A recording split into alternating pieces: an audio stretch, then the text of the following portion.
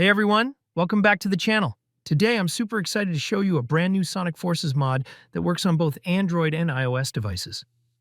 Stick around till the end, because I'll guide you through everything you need to get it up and running smoothly. And hey, if you love Sonic and want more cool mods, hit that subscribe button so you don't miss out on future videos. Alright, let's jump right in.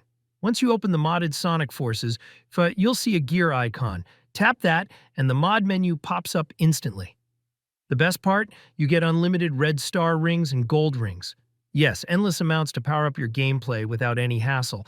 And there's more. This mod also includes other handy features to enhance your Sonic experience.